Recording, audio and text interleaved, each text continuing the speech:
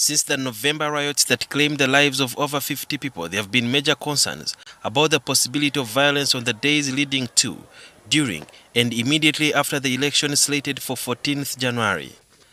Today, the Inspector General of Police, the Deputy Commander of Land Forces, the Commissioner General of Prisons, and the Ministers of Defense and Internal Affairs addressed the country on the status of security and what plans they have to secure the election.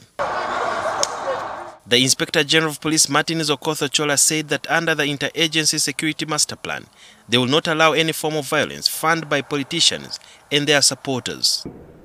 I would like to assure the whole country that whoever foments trouble will regret why his or her mother gave birth to him or her. Ochola highlighted that there have been information that some presidential candidates are already doubting the outcome of the election. We have a multi-layered security response of patrol groups on foot, motorcycles, and patrol vehicles. We have practiced active drills on several scenarios, including violent riots, radical youth groups, cyber harassment, clashes between rival groups, and so on. The police chief also warned that there is enough space in Uganda's prisons to keep those who will be arrested for causing chaos. We shall harvest them and act firmly. We have space I would say of about 30,000. In other words, we are occupying 200%.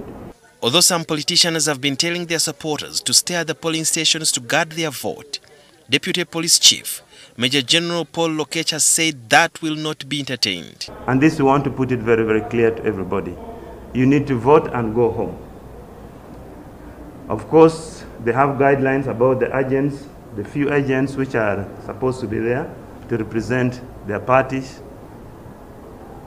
But any act of hooliganism within the polling stations will always not be acceptable.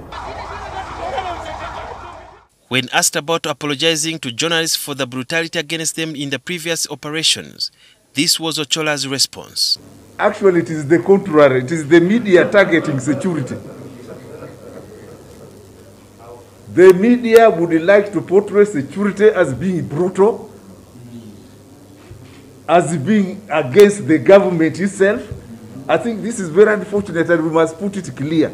I'm very sorry, excuse me, we shall not apologize. The IGP further asserted that journalists will be beaten if they cross the line. We are telling you there's a danger there. For you are insisting you must go where there's a danger. Yes, we shall beat you for your own sake.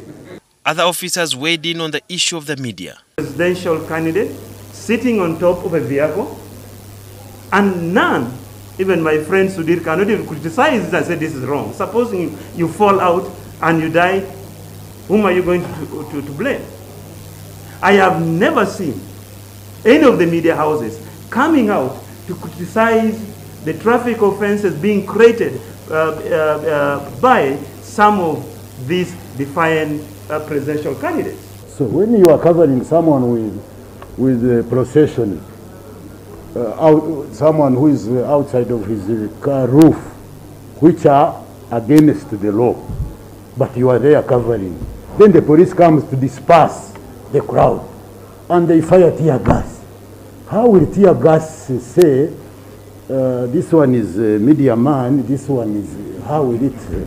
The police have said they will not apologize to the journalists for the brutality meted against them in the past operations. Now, time will tell on how security is going to treat the journalists when they are carrying out operations during and after elections.